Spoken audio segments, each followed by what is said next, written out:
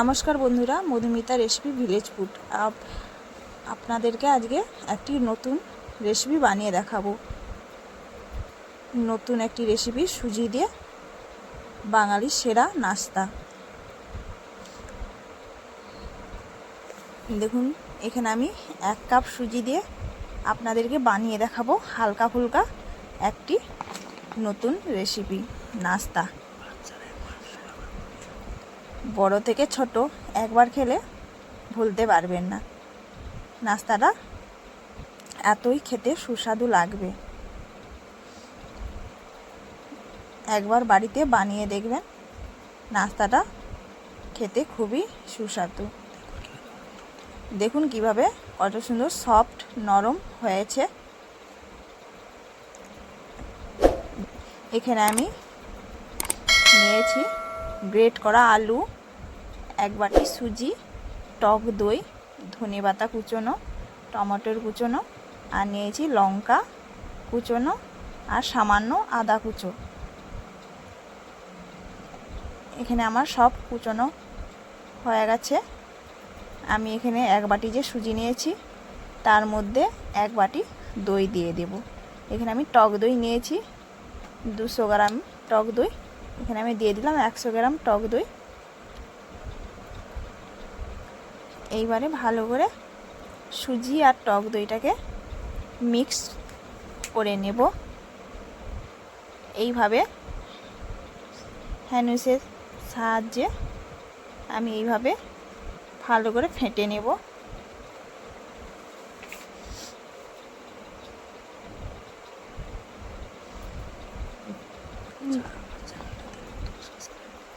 যারা আমার চ্যানেলটাকে নতুন দেখছেন সাবস্ক্রাইব করতে ভুলবেন না।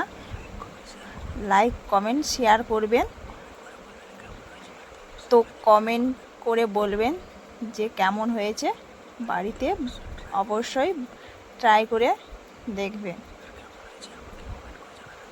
তো কেমন হয়েছে খেয়ে বলবেন এবং কমেন্ট করে জানাবেন। দেখুন আমার এখানে ফাটা হয়ে গেছে। আমি যে পরিমাণ টক দইটা নিয়েছিলি সেই বাটির হাফ বাটি মতন আমি এখানে জল দিয়ে দেব। আবারও এইভাবে ফেটে নেব।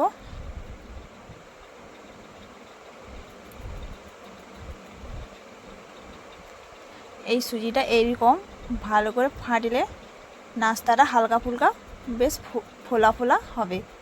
এখানে আমি নিয়েছি দেখুন সরষের তেল, কালো সরষে, কিছুটা পরিমাণ জিরে আর নিয়েছি সাদা তিল। এবারে আমি একটু হালকা এগুলোকে ভেজে নেব গরম করে। আমার এখানে আমি এই মিশ্রণটা বাটারটা যে তৈরি করে রেখেছিলাম আমি 5 মিনিট রেস্টে রেখেছিলাম। এইবারে আমি দিয়ে দেব গ্রেট করা আলু কুচোনো, দিয়ে দিলাম ধনেপাতা কুচোনো, টমেটোর কুচোনো, আর দিয়ে দেবো সামান্য পরিমাণ আদা কুচো, আর দিয়ে দিলাম কাঁচা লঙ্কা কুচোনো। এখানে আমি অল্প পরিমাণে কাঁচা লঙ্কা নিয়েছি। আমরা চাইলে কাঁচা লঙ্কা দিতেও পারেন, না দিতেও পারেন। আবারও এইভাবে মেখে নেব সবগুলো একসাথে। দেখুন আমি যে ভেজে রেখেছিলাম যে মশলাগুলো এর মধ্যে এবারে দিয়ে দিলাম। আবারও এইভাবে ফেটে নেব।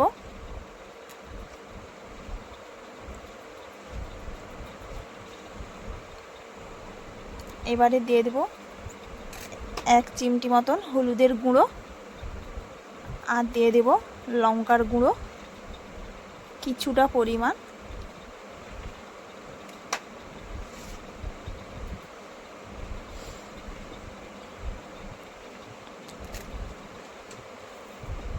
আর দিয়ে দেব সামান্য পরিমাণ লবণ। স্বাদ অনুযায়ী লবণটা দিতে পারেন। এবারে আবারও এইভাবে মেখে নিয়েছি। দেখুন আমার এখানে অলরেডি একটি বাটার তৈরি হয়ে গেছে। এবার সবার লাস্টে দিয়ে দেব বেকিং পাউডার 1 চামচ মতো। বেকিং পাউডার দেওয়ার পরে আবারও এই সবগুলোকে একসাথে এইভাবে হাতে আমি মেখে নিয়েছি। সবার লাস্টে বেকিং পাউডারটা দিবেন।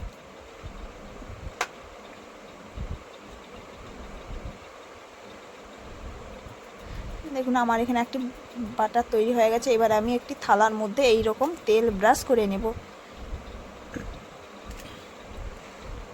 এইভাবে থালাটার মধ্যে আমি তেল ব্রাশ করে নিয়েছি।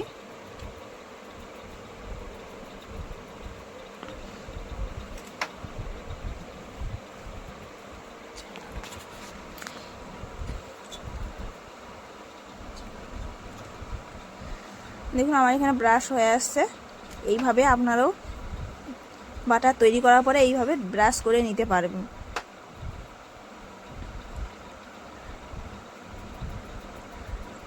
আমি এখানে বাটারটা এবারে দিয়ে দেব থালার মধ্যে। একবার বাড়িতে বানিয়ে দেখবেন, খুব সুস্বাদু খেতে লাগে এই নাস্তাটি। সকালে বা বিকেলে বাড়িতে বানিয়ে ছোট থেকে বড়োদেরকে খাওয়াতে পারবেন। দেখুন আমার এখানে কড়াইয়ের মধ্যে জল গরম হয়ে গেছে। আমি বসিয়ে দিয়েছি স্ট্যান্ডের মধ্যে থালাটা। এবার আমি এক চাপা দিয়ে দেব। দেখুন আমার এখানে চাপা দিয়ে 10 থেকে 20 মিনিট মতন আমি এখানে জাল দিয়ে নাস্তাটা তৈরি করে নিয়েছি। আমি একটি খাঁটি সাহায্যে এইভাবে দেখে নেব যে হয়েছে কি না। দেখুন আমার এখানে হয়ে গেছে। এবার আমি এইভাবে থালাটিকে নামিয়ে নেব। আমার এখানে হয়ে গেছে। এবারে আমি ঠান্ডা করে নেব। এই আমার এখানে ঠান্ডাটা হয়ে গেছে। দেখুন আমার এইভাবে থালার উল্টো দিকে আমি উল্টে নিয়েছি। দেখুন কত সুন্দর নরম সফট হয়েছে। নাস্তাটি খেতে খুবই সুস্বাদু লাগবে। এই দেখুন উপরটা বা নিচটা কত সুন্দর ভালো করে হয়েছে। একবার বাড়িতে বানিয়ে দেখবেন, খেতে খুবই সুস্বাদু লাগবে। আমার চ্যানেলটাকে সাবস্ক্রাইব করতে ভুলবেন না। পাশে থাকা বেল আইকনটা বাজিয়ে দেবেন, সবার আগে নোটিফিকেশন পৌঁছে যাবে আরও নতুন নতুন ভিডিও দেখার জন্যে। ভিডিওটি প্রথম থেকে শেষ পর্যন্ত দেখার জন্য অনুরোধ রইল। ভিডিওটি কেউ স্কিপ করবেন না, পাশে থাকা বেল আইকনটাও বাজিয়ে দিবেন। আরও নতুন নতুন রান্না আপনাদেরকে দেখা